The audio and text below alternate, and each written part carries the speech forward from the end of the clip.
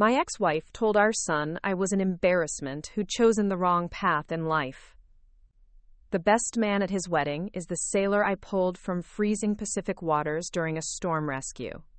My son has no idea. But tonight at his rehearsal dinner, I won't be sitting quietly in the corner as the forgotten father. I will stand as the man I've always been.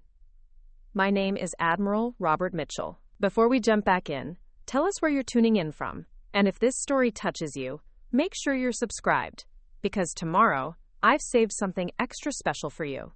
The morning fog rolled off San Diego Bay like a gray blanket being pulled back from the world.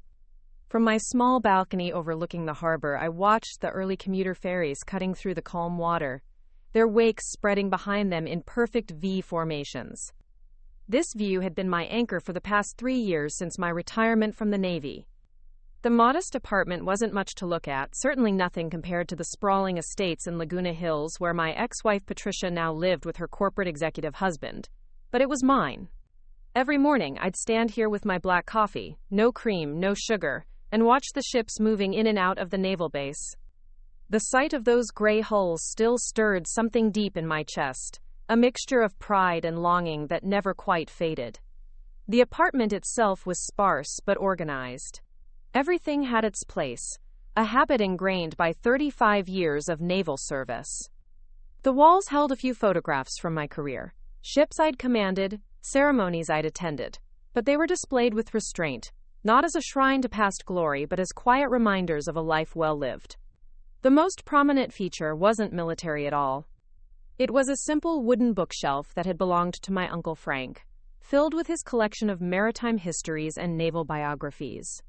Frank had been my compass when my own father was too busy building his insurance business to notice his son's dreams of the sea. The silence of the morning was broken by the sound of my phone buzzing against the granite kitchen counter. I let it ring 3 times before picking up, a habit from my command days when taking a moment to think before responding had often meant the difference between a good decision and a regrettable one. The caller ID showed a number I didn't recognize, but the area code was Orange County. My stomach tightened slightly. Nothing good ever came from that part of California anymore. The voice on the other end was crisp and professional, clearly someone accustomed to delivering important news efficiently. She introduced herself as Sandra Walsh, a wedding coordinator with Premier Events Newport Beach. She was calling regarding the rehearsal dinner and wedding ceremony for David Mitchell and Jessica Barnes, scheduled for the following weekend at the Balboa Bay Club. As she spoke, I found myself staring out at the bay, watching a pelican dive for fish with remarkable precision. The bird knew exactly what it was doing, where it belonged, what its purpose was. I envied that clarity. Ms. Walsh explained that there had been some last-minute changes to the seating arrangements for both events. My assigned table had been moved due to space considerations and family dynamics. She used those exact words, family dynamics, as if they were a natural force like the weather, something beyond anyone's control. I would be seated at table 15 for the rehearsal dinner and table 12 for the reception, both located near the service areas of the respective venues.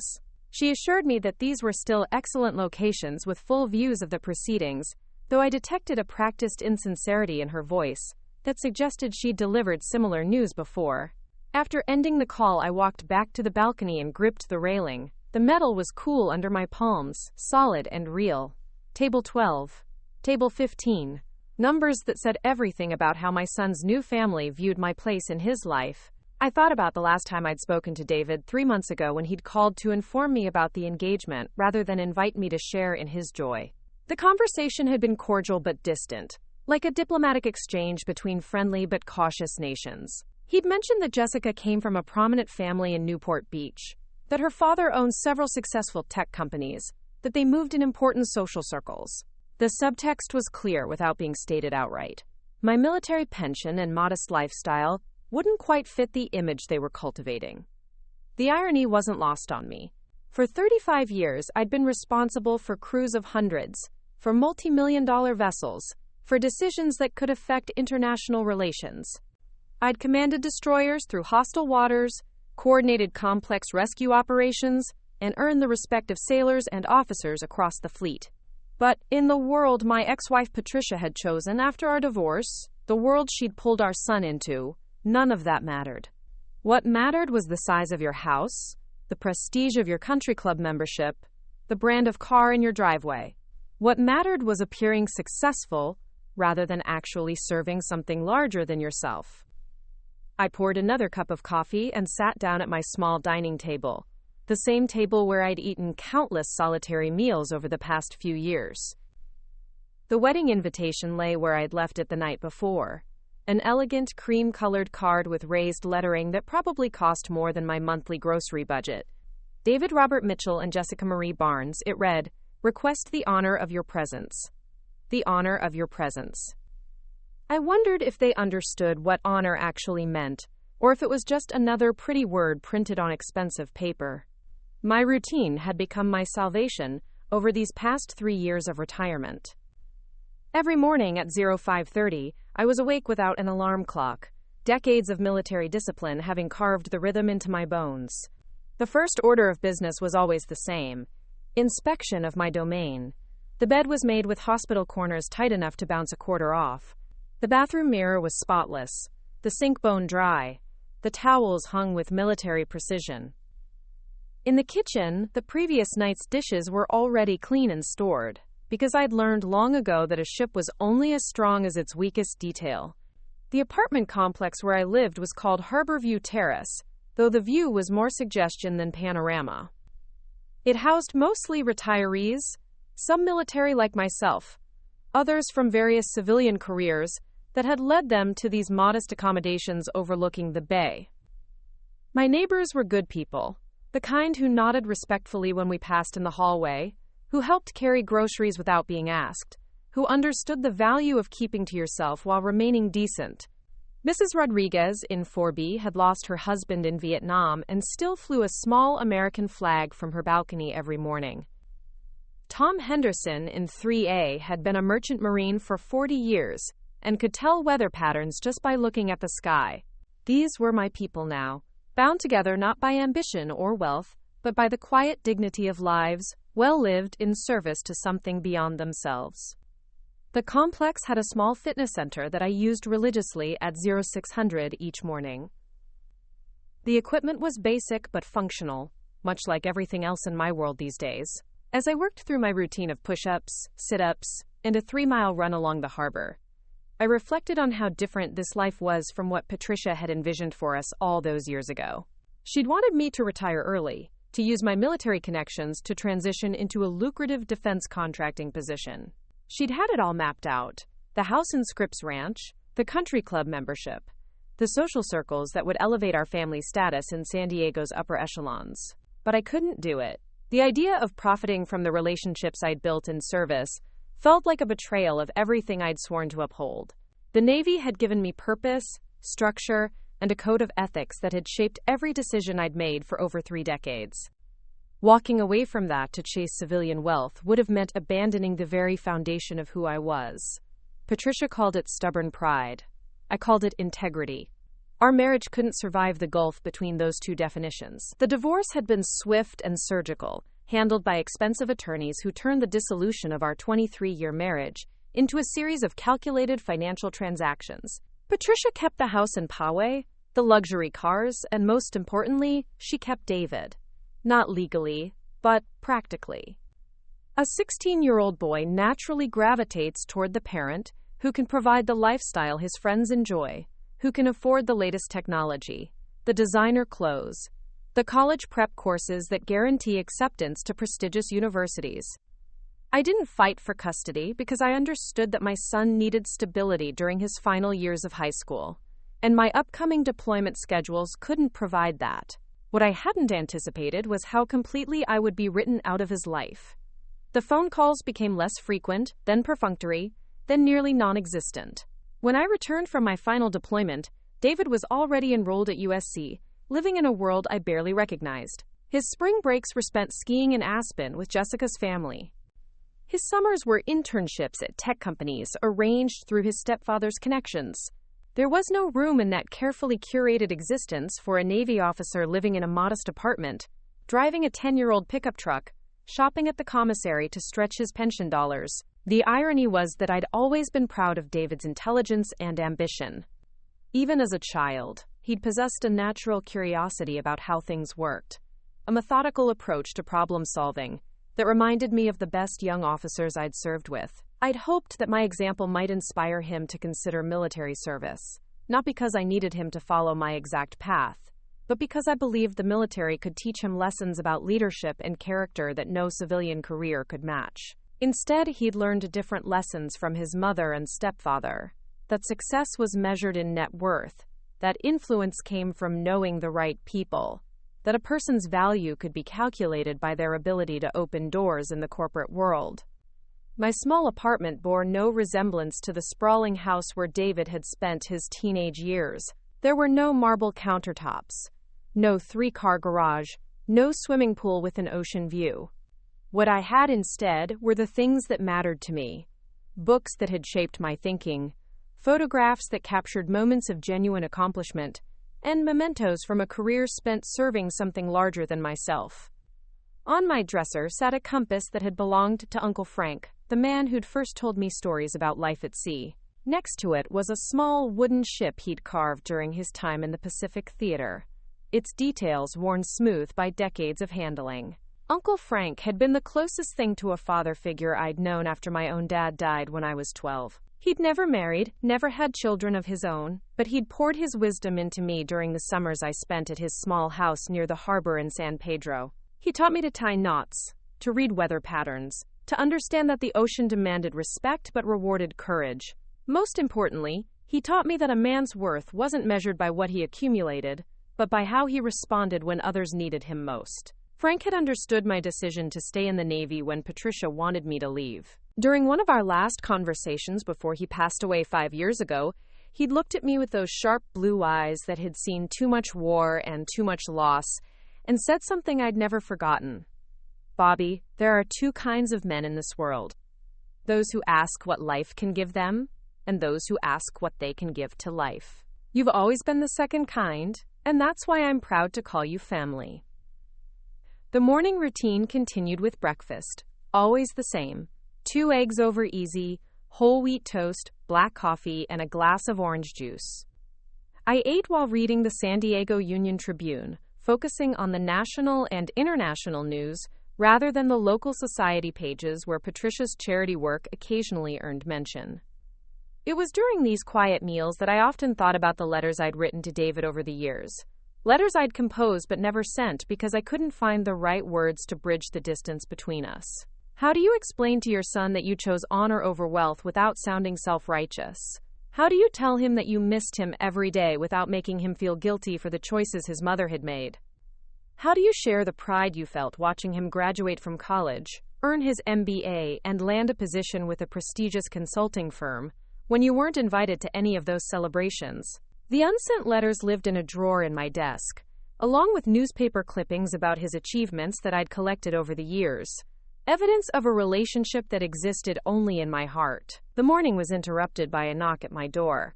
Through the peephole, I could see Mrs. Rodriguez holding a plate covered with aluminum foil. She often cooked too much food and shared the excess with her neighbors, a kindness that I'd come to appreciate more than she probably realized. I opened the door and accepted the plate of homemade tamales with genuine gratitude. We chatted briefly about the weather and the new family moving into 2C, the kind of neighborly conversation that reminded me there were still places in the world where people looked out for each other, simply because it was the right thing to do. After she left, I sat on my balcony with one of her tamales and my second cup of coffee, watching the morning traffic on the bay. A Coast Guard cutter was heading out to sea, probably for routine patrol duties, and I felt the familiar tug of longing that came with watching other sailors begin their day. Retirement had been the right decision, my body and mind both ready for a different kind of service, but I still missed the weight of responsibility, the sense of being essential to something larger than myself. The wedding invitation seemed to mock me from its place on the dining table. In 3 days, I would put on my dress blues, drive north to Newport Beach, and sit at table 12, while my son married a woman I'd met exactly twice. I would smile and applaud at the appropriate moments, make polite conversation with strangers who saw me as an obligation rather than a guest, and try not to think about how completely I'd been relegated to the margins of my own son's life. It would be a performance, one final mission, where success was measured not by accomplishment, but by invisibility. That afternoon, I decided to clean out my desk, a task I'd been postponing for months. The wooden roll top had belonged to Uncle Frank, and like everything else he'd owned, it was built to last. As I sorted through the accumulated papers, bills, and correspondence, my fingers found an envelope I didn't immediately recognize. It was cream-colored, expensive stock, but different from the wedding invitation. This one had my name written in elegant script across the front, but no return address. Inside was a formal card with gold embossing that made my breath catch in my throat. The card was an announcement for a military commendation ceremony at the Naval Base San Diego, dated just 2 weeks ago. It honored the crew of the USS Thunderbolt for their distinguished service during humanitarian operations in the South China Sea. My hands began to shake as I read the names listed under Distinguished Service Recognition. There, in black and white, was Lieutenant Commander James Rodriguez, cited for exceptional leadership during disaster relief operations following Typhoon Maylin. The same James Rodriguez, who was listed as the best man in David's wedding program. The room suddenly felt airless. I set the card down and walked to the window, pressing my palms against the cool glass. Preparing and narrating this story took us a lot of time, so if you are enjoying it, subscribe to our channel. It means a lot to us. Now back to the story. Rodriguez. The name had seemed familiar when I'd first seen it on the wedding invitation, but I'd dismissed the coincidence.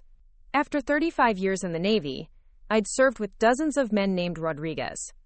But James Rodriguez, the age would be about right, the career trajectory made sense, and now this commendation proved he was still active duty, still distinguished enough to earn recognition for exceptional service.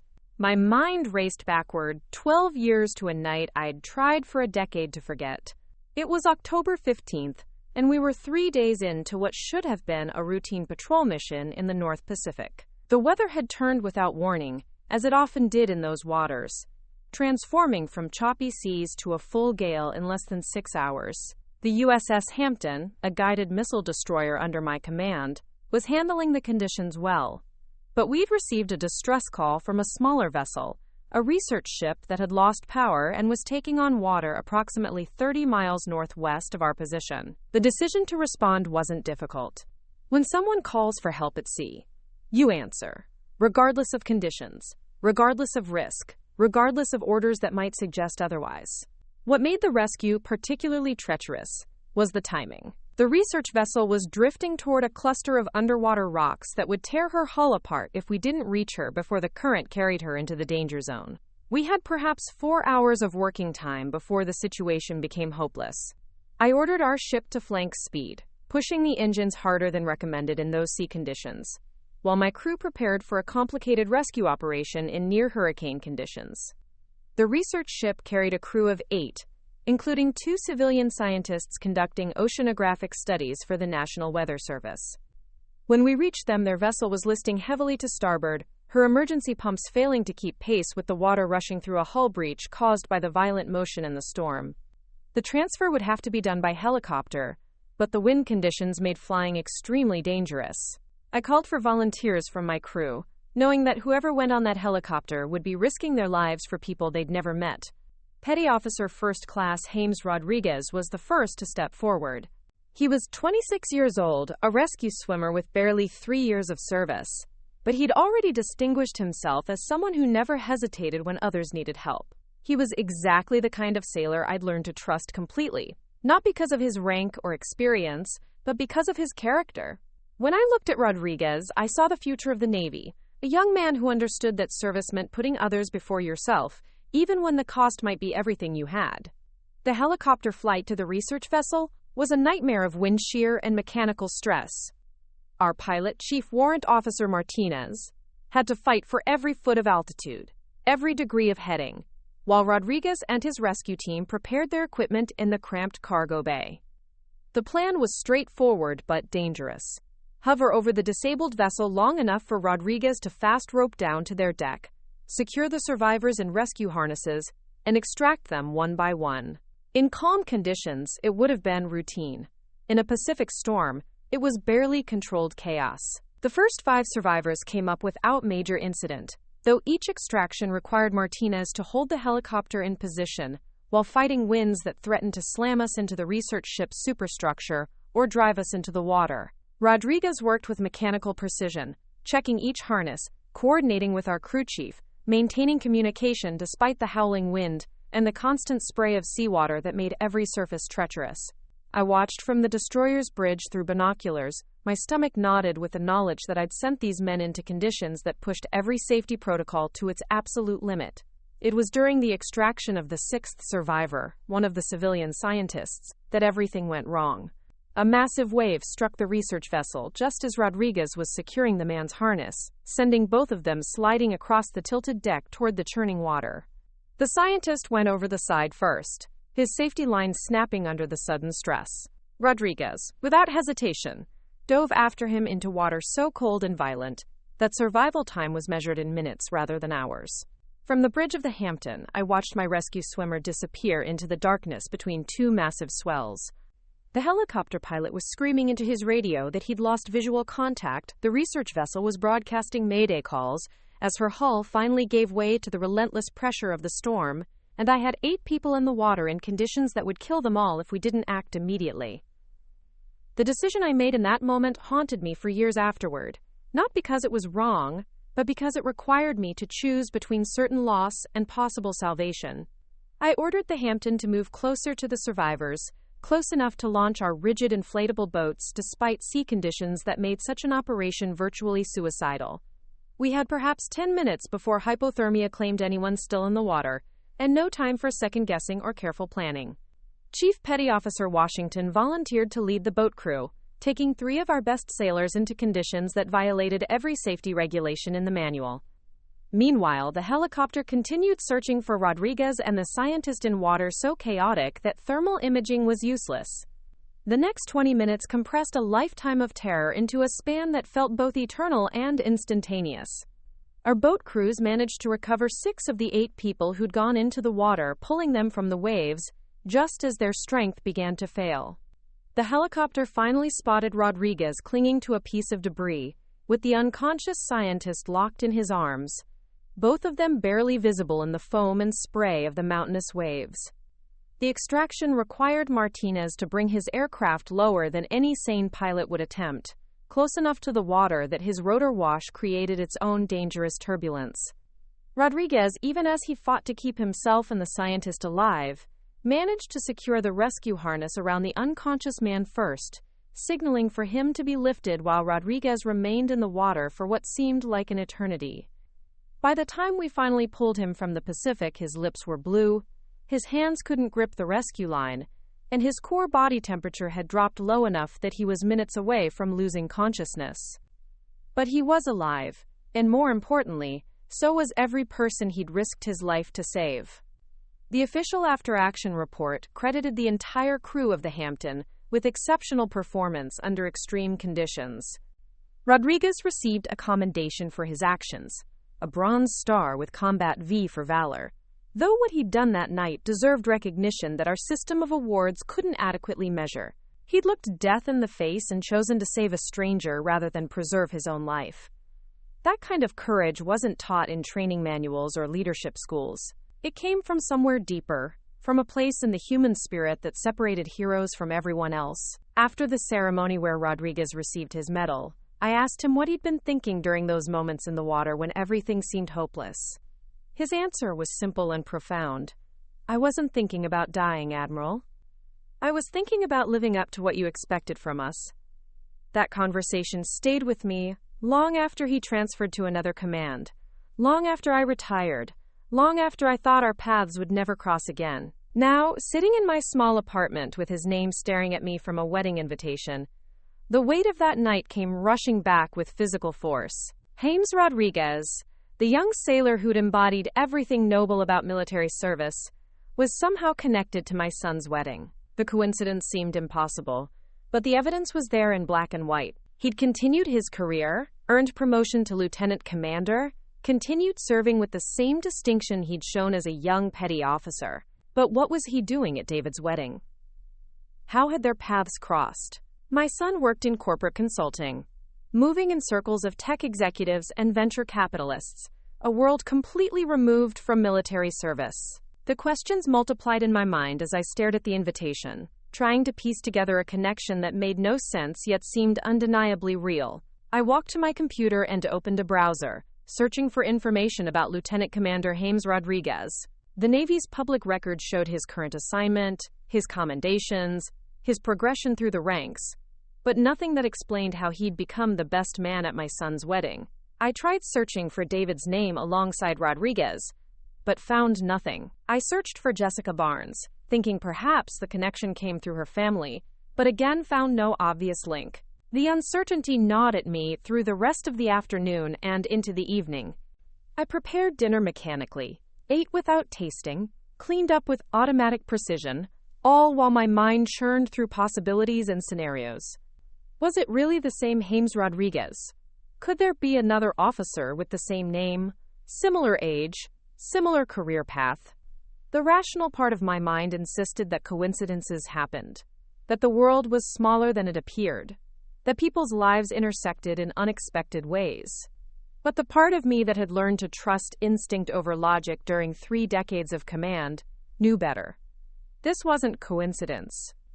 Somehow, somewhere, the young sailor I'd watched dive into freezing water to save a stranger had found his way into my son's life, had become important enough to be chosen as best man for the most significant day of David's life. The irony was almost too bitter to contemplate. The son, who'd grown distant from his father's military service, was being supported by a man who embodied everything admirable about that same service. As I sat on my balcony watching the sun set over San Diego Bay, painting the water in shades of gold and crimson, I realized that the wedding would be more than just a painful reminder of my estrangement from David. It would be a reckoning with the past, a confrontation with choices made and paths taken, a moment when the different worlds I'd inhabited would collide in ways I couldn't predict or control. Sleep came fitfully that night, interrupted by memories I'd spent years trying to compartmentalize. I found myself reliving moments from David's childhood that I'd buried under layers of duty and deployment schedules. There was the Christmas morning when he was 8 years old, unwrapping a model aircraft carrier I'd brought back from a port call in Japan.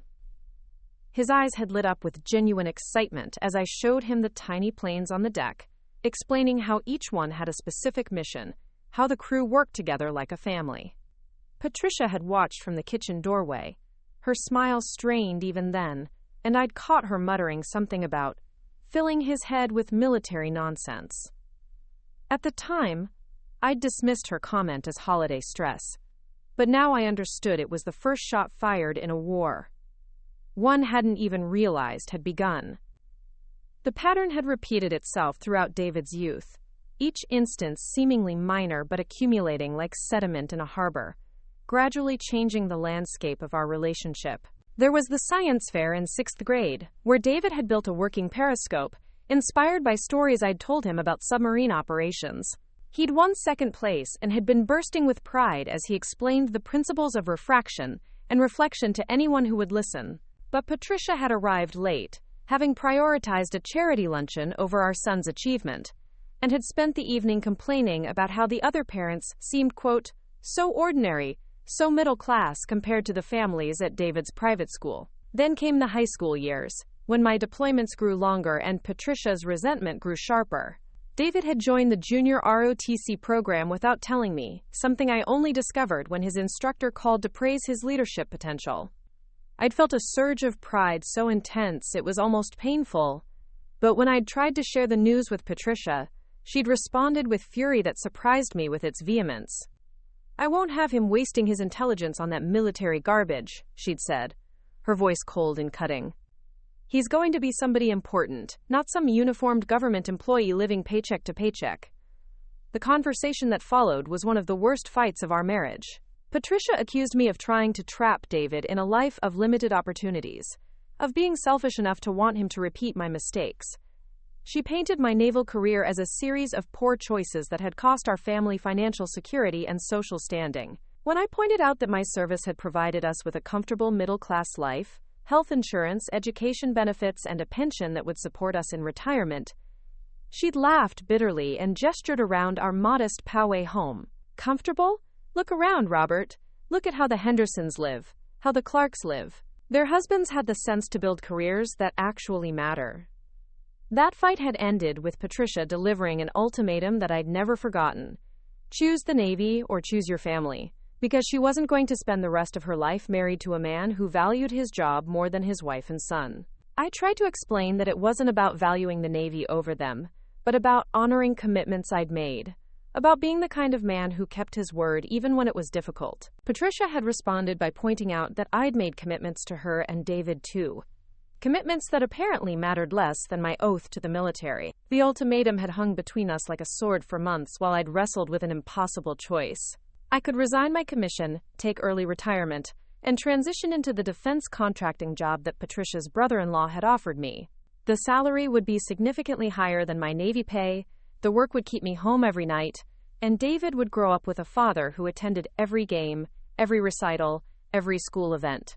But it would also mean abandoning the crew that depended on me, breaking faith with the sailors I'd sworn to lead, and walking away from a calling that had defined my identity since I was 18 years old. During those agonizing months of indecision, I'd found myself calling Uncle Frank more frequently, seeking wisdom from the one person who truly understood the weight of military service. Frank had listened patiently to my struggles, never offering easy answers or quick solutions, but eventually sharing something that crystallized my thinking. "Bobby," he'd said during one of our long conversations, "I've seen a lot of men face this choice over the years. Some choose family over duty, some choose duty over family, but the ones who find peace are the ones who choose to be the man they can respect when they look in the mirror every morning." The decision became clear after David's junior year when my ship was deployed to provide humanitarian aid following a devastating earthquake in the Philippines. We'd spent 3 weeks ferrying medical supplies, establishing field hospitals, and evacuating injured civilians to proper medical facilities. The work was exhausting, dangerous, and absolutely essential. Every life we saved, every family we reunited, every community we helped rebuild, was a reminder of why military service mattered beyond politics and budgets and career advancement. When I'd returned home and tried to share stories of the deployment with David, I'd seen something that broke my heart. He'd listened politely, asked appropriate questions, but there had been no spark of interest or pride in his eyes. The boy who had once been fascinated by tales of life at sea now viewed my work as an inconvenience that took his father away from more important things. Patricia's influence had been thorough and effective. She'd systematically replaced his childhood admiration for military service with her own values of material success and social climbing. The final blow had come during David's senior year when he'd been accepted to both the Naval Academy and USC. I'd been stationed at the Pentagon then, working on budget planning for the Pacific Fleet, when the acceptance letters arrived. David had called to tell me about USC, his voice bright with excitement as he described the business program, the networking opportunities, the pathway to a lucrative career in consulting or finance. The Naval Academy acceptance went unmentioned until I'd specifically asked about it. "Oh, that," David had said, his tone dismissive. "Mom and I decided it wasn't really the right fit. I mean, USC offers so much more flexibility, and Charlie's already making connections for me in the corporate world." Charlie, Patricia's new boyfriend, who would soon become her second husband, a managing partner at a major consulting firm who wore $5,000 suits and drove cars that cost more than my annual salary. I'd felt something die inside me during that conversation, some fundamental connection between father and son that I'd thought was unbreakable. David had made his choice, and it wasn't just about college or career paths. It was about values, about what kind of man he wanted to become, about whether the qualities I'd tried to instill in him during his childhood had taken root or been choked out by the weeds of materialism and social ambition. The divorce had followed within a year, Patricia finally having found the courage to end a marriage that had been dying by degrees for the better part of a decade. The financial settlement had been relatively straightforward since we'd never accumulated significant assets, but the emotional settlement had been devastating. David had chosen to live with his mother and her new husband, attracted by the lifestyle they could provide and the opportunities Charlie could create. My weekend visitations had become increasingly strained, 2 days every other week spent trying to bridge a gap that seemed to widen with each passing month. The worst part hadn't been losing my wife, or my house, or the comfortable routines of married life. The worst part had been watching my son transform into someone I barely recognized. Someone who measured success by the cost of his clothes and the prestige of his zip code. The boy who had once built model ships with patient concentration became a young man who seemed incapable of sitting still for a conversation that didn't involve his career prospects or investment strategies. Our last meaningful conversation had taken place 3 years ago, shortly after my retirement ceremony at Naval Base San Diego. David had attended, looking uncomfortable in a borrowed suit that didn't quite fit, checking his phone repeatedly during the speeches that honored my 35 years of service. Afterward, we'd gone to dinner at a quiet restaurant overlooking the harbor, and I'd tried one final time to bridge the distance between us. "I know you think I made the wrong choices," I'd said, watching the sunset paint the water in shades of orange and pink. "I know your mother has convinced you that I put the Navy ahead of my family, but I need you to understand something. Every decision I made, every deployment I accepted, every promotion I pursued, was because I believed in serving something larger than myself. I wanted to be the kind of father you could be proud of, the kind of man who kept his commitments and honored his responsibilities." David had looked at me across the table, his expression unreadable, and after a long silence had delivered words that still echoed in my head during sleepless nights. "Dad, I know you think what you did was honorable, and maybe it was, but honor doesn't pay for college tuition. Honor doesn't buy a house in a good neighborhood. Honor doesn't get you invited to the right parties or introduce you to the right people. You chose to be poor and noble instead of successful and practical, and that choice affected all of us." The conversation had ended shortly after that, David making excuses about early meetings and traffic back to Orange County. We'd shaken hands in the parking lot, a formal gesture between two men who happened to share DNA but no longer shared much else. As I'd watched his BMW disappear into the evening traffic, I'd realized that Patricia had won the war for our son's soul more completely than I'd ever imagined possible. Now, sitting in my apartment 3 years later with a wedding invitation that represented my final opportunity to be part of David's life, I understood that the next few days would determine whether any chance remained for redemption. The discovery of James Rodriguez's name among the wedding party had added a layer of complexity I hadn't anticipated, but it had also given me something I'd thought was lost forever: hope.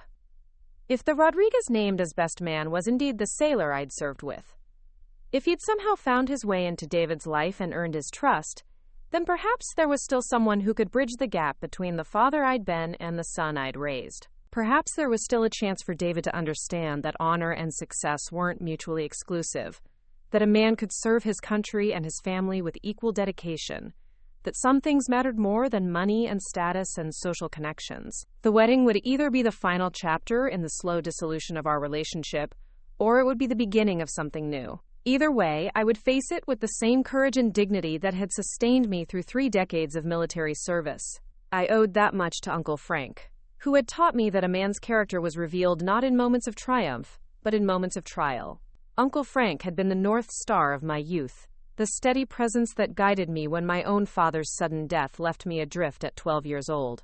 My dad had been a good man, a telephone lineman who worked long hours to support our family, but he'd been too busy providing for us to spend much time teaching me about life beyond the practical necessities of paying bills and keeping a roof over our heads. When a heart attack claimed him on a sweltering July afternoon, I'd found myself desperately searching for a male role model who could show me what it meant to be a man. Frank Mitchell had never married, dedicating his life instead to the Navy, and to being the best uncle his brother's children could hope for. He lived in a small craftsman bungalow in San Pedro, walking distance from the harbor where he'd spent 42 years working as a Master Chief Petty Officer, specializing in navigation and seamanship. The house itself was unremarkable from the outside, a modest structure with a postage stamp yard and paint that needed refreshing, but inside it was a treasure trove of maritime history and naval tradition.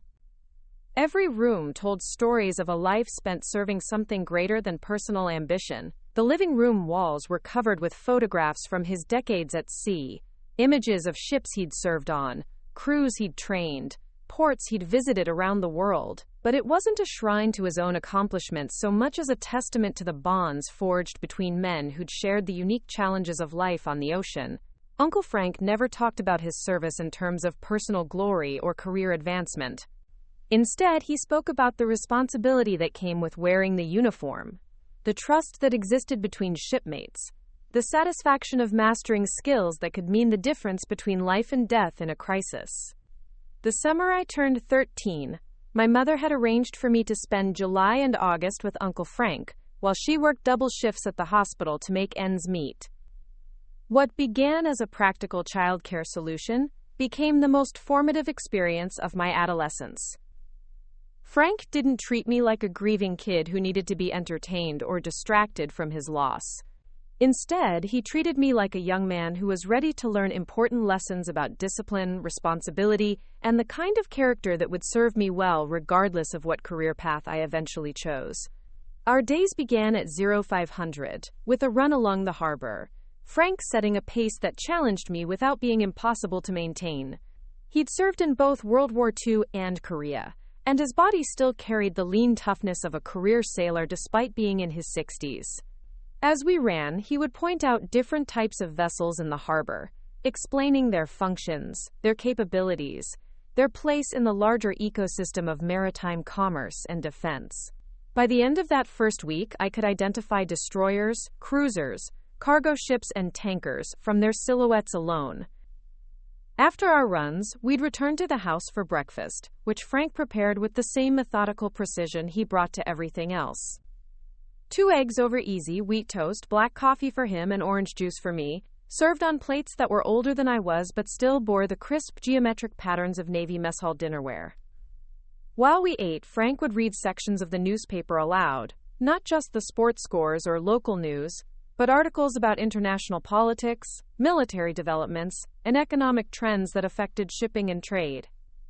He wanted me to understand that the world was larger and more complex than my suburban neighborhood, that events happening thousands of miles away could have real consequences for American families like ours. The heart of each day was spent down at the harbor, where Frank had connections throughout the maritime community built over 4 decades of honorable service. He knew the harbor master, the Coast Guard station chief, the captains of several merchant vessels, and the supervisors at the shipyard where many of the Navy's Pacific Fleet vessels came for maintenance and repair. Through these relationships, he was able to arrange experiences for me that no amount of money could have purchased. Tours of active warships, conversations with sailors from different specialties, hands-on lessons in navigation, seamanship, and the countless technical skills that kept America's fleet operational. But the most valuable lessons weren't about maritime technology or naval tactics. They were about character. About the qualities that separated men who could be trusted with responsibility from those who crumbled under pressure. Frank had an uncanny ability to distill complex moral concepts into simple, memorable phrases that stayed with me long after that summer ended. "A man's word is his bond," he would say, as we watched sailors loading supplies onto a destroyer. "If you can't trust someone to keep their promises when it's convenient, you sure can't trust them when it matters." One afternoon, as we sat on a pier watching a Coast Guard cutter practice rescue maneuvers, Frank shared a story that shaped my understanding of what true leadership meant. During the Korean War, his ship had been part of a convoy evacuating refugees from the port of Hungnam as Chinese forces closed in. The operation was supposed to be completed in 72 hours, but delays and confusion had stretched it to nearly a week. Food and fuel were running low. The weather was deteriorating, and some of the convoy commanders were arguing for immediate departure to avoid being trapped by advancing enemy forces. Frank's captain, a career officer named William Henderson, had made the decision to remain in port until every refugee who wanted to leave could be evacuated, even though it meant putting his ship and crew at significant risk. The decision wasn't popular with some of the junior officers, who worried about their careers if the mission failed, or with some of the crew, who were exhausted and wanted to return to safer waters. But Captain Henderson had gathered his senior petty officers, including Frank, and explained his reasoning in terms that left no room for doubt about what they were going to do. "Gentlemen," the captain had said, according to Frank's recollection. We took an oath to support and defend the Constitution of the United States against all enemies, foreign and domestic. Those people on the pier aren't Americans, but they're human beings who believe in the same freedoms we've sworn to protect. If we abandon them now because it's convenient or safe, we're not the Navy I thought I joined, and we're not the men I thought you were. The evacuation had continued for 3 more days, during which Frank's ship had loaded nearly 2,000 additional refugees beyond their normal capacity. They'd shared their food, given up their bunks, and worked around the clock to maintain engines and equipment that were being pushed far beyond normal operating parameters. When Chinese artillery finally began falling in the harbor, Captain Henderson's ship was the last American vessel to leave Hungnam, her decks crowded with refugees, but her crew intact and her mission completed. That's what leadership looks like, Frank had told me as we watched the Coast Guard cutter complete its training exercise. It's not about making popular decisions or protecting your own interests. It's about doing what's right, even when it costs you something, especially when it costs you something. Captain Henderson's career never recovered from that deployment. Some admiral in Washington decided he'd been reckless, that he'd endangered his ship and crew for people who weren't his responsibility. But every man who served under him would have followed him anywhere after that, because we knew he was someone who would never ask us to do something he wouldn't do himself. The story had resonated with me on a level one couldn't fully articulate at 13, but which became clearer as I grew older and faced my own tests of character. Frank wasn't just telling me about a historical event or praising a former commanding officer. He was teaching me that true leadership required the courage to do what was right regardless of the personal cost. That the respect of good men was more valuable than the approval of ambitious superiors. That some principles were worth sacrificing career advancement to uphold.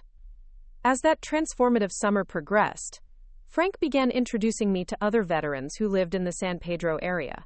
Men who had served in different wars and different branches but who shared a common understanding of what military service meant.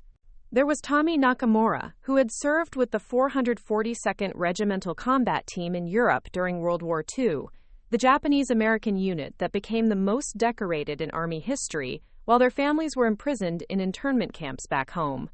There was Miguel Santos, a Marine who had survived the Chosin Reservoir in Korea and never complained about anything afterward because, as he put it, nothing in civilian life could be as cold or as hopeless as that frozen hell. These men didn't spend their time reliving past glories or demanding recognition for their sacrifices. Instead, they lived quiet lives of dignity and service, volunteering at veterans' hospitals, mentoring young people, contributing to their communities in ways that rarely made the newspaper or earned public acclaim. They had learned something about satisfaction and purpose that couldn't be taught in business schools or measured in quarterly earnings reports. They had learned that the greatest fulfillment came from being part of something larger than yourself, from knowing that your efforts had made a meaningful difference in the world.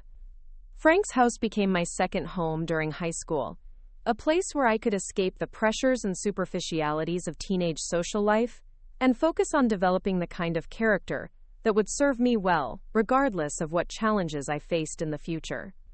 Frank never pressured me to join the military, never suggested that naval service was the only honorable career path, but he made sure I understood what qualities separated men of integrity from those who compromised their principles for convenience or profit. During my senior year, when I was trying to decide between several college offers and beginning to think seriously about my future, Frank and I had a conversation that crystallized my thinking about what kind of life I wanted to live. We were sitting on his back porch on a warm October evening, watching the lights of ships moving in and out of Los Angeles harbor, when he asked me a question that seemed simple but proved to be remarkably complex. "Bobby," he said, using the nickname he'd called me since childhood, "what do you want people to remember about you after you're gone?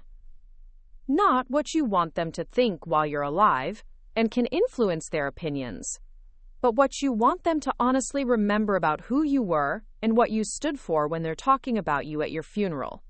I'd given him some conventional answer about wanting to be successful and well-respected, but Frank had shaken his head with the gentle smile he used when he thought I was missing the point. "Success and respect are fine goals," he'd said, But they're not the same thing as significance. Success is about what you accomplish for yourself. Significance is about what you accomplish for others. Respect can be earned through fear or manipulation or social connections. But the kind of respect that matters, the kind that lets you sleep peacefully at night, comes from knowing you've lived according to principles that don't change based on what's convenient or profitable. That conversation had planted the seed that eventually grew into my decision to attend the Naval Academy and pursue a career in military service. It wasn't because I thought the Navy offered the best path to wealth or social status, but because I wanted to be part of an institution that valued character over connections, that measured success by service rather than salary, that offered the opportunity to be part of something larger and more meaningful than personal advancement. Frank had lived to see me graduate from Annapolis, commission as an ensign, and begin my naval career with the same sense of purpose and dedication that had guided his own service. But the diagnosis came during my second deployment, an aggressive cancer that the doctors said had probably been growing for years before symptoms appeared. By the time I was able to arrange emergency leave and return to San Pedro, Frank was already in hospice care, his body failing but his mind still sharp and his spirit undiminished. Our final conversation had taken place in his hospital room on a Tuesday morning in March, 5 years ago. Frank was weak but alert, and he'd asked the nurses to give us some privacy for what he called a final navigation lesson. He'd reached into the drawer of his bedside table and pulled out an envelope that bore my name in his careful handwriting. "I've been thinking about what I wanted to leave you," he'd said, his voice hoarse but determined. "Not money, because I never had much of that, and not things, because you've got everything you need. What I want to leave you is something more valuable than either of those. I want to leave you the knowledge that you've already become the man I hoped you'd become, the kind of man who makes his family and his country proud." The envelope had contained documents that I didn't fully understand until much later, when Uncle Frank's attorney had explained the arrangements he'd made. Frank had established a small foundation using his life insurance proceeds and the modest savings he'd accumulated over 4 decades of frugal living. The foundation was designed to provide scholarships for the children of military families who demonstrated both academic achievement and character, with particular preference given to those whose parents had made significant sacrifices in service to their country. But more than the financial arrangements, Frank had left me with something invaluable: the absolute certainty that he believed in the choices I'd made, the path I'd chosen, the man I'd become. During those final hours in the hospital, he told me stories I'd never heard before about his own struggles with doubt and discouragement, about times when he'd wondered whether his service mattered, whether the sacrifices were worth the cost, whether anyone outside the military community truly understood or appreciated what he'd given to his country. "The hardest part of military service," he'd said, "isn't the danger or the separation from family or the modest pay. The hardest part is living in a society where most people think what you do is either irrelevant or somehow lesser than what they do. You'll meet plenty of folks who'll tell you that anyone who chooses military service instead of making money in the private sector is either not smart enough for better opportunities or is somehow compensating for personal inadequacies." Frank had paused then, gathering strength for what he clearly considered his most important message. "Don't let them make you doubt yourself, Bobby. Don't let them convince you that honor and duty are outdated concepts, or that service to country is somehow inferior to service to self. You've chosen to be a guardian, to stand watch so others can sleep safely, to be ready to sacrifice everything if necessary to protect the freedoms that others take for granted. That choice makes you part of a brotherhood that stretches back to the founding of this nation, a brotherhood of men and women who understood that some things are worth more than money, or comfort, or social approval." He died 3 days later, surrounded by the few close friends he'd made during his retirement years in San Pedro. I'd been granted emergency leave to attend his funeral, a simple ceremony at the Veterans Cemetery in Riverside that attracted nearly 200 people whose lives he'd touched during his 81 years. The honor guard had folded the flag with military precision and presented it to me as his closest surviving relative, a moment that brought home the finality of losing the one person who had truly understood and supported the choices that had defined my adult life. Patricia hadn't attended the funeral, claiming work obligations that couldn't be postponed, but David had come with me, sitting quietly through the ceremony and afterward asking thoughtful questions about his great-uncle's service and the impact he'd had on my own career decisions.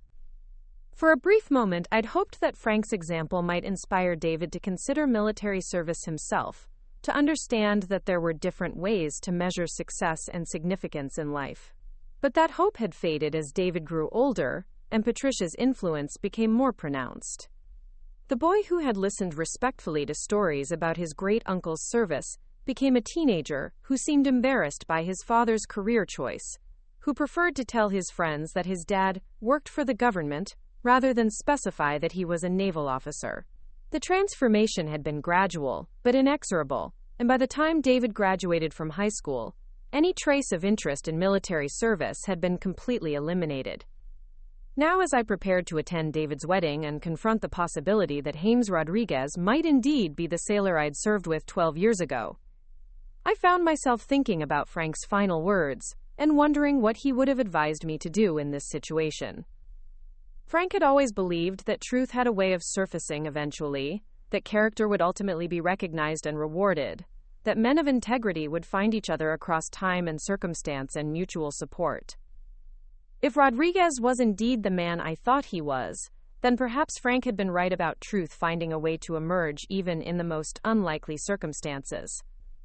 Perhaps the wedding would provide an opportunity for David to see his father through different eyes, to understand that the choices I'd made had been based on principles that commanded respect from people whose opinions truly mattered. Perhaps there was still time for redemption, for reconciliation, for the kind of relationship Frank had always believed was possible between a father and son who shared the same fundamental values, even if they'd chosen different paths to express them. The evening before my departure for Newport Beach, I sat in Frank's old chair on my balcony, watching the lights of ships moving across San Diego Bay. In the distance, I could see the silhouettes of naval vessels at anchor, their running lights marking them as sentinels guarding one of America's most important ports. The sight filled me with the same sense of purpose and belonging that had sustained me through 3 decades of service.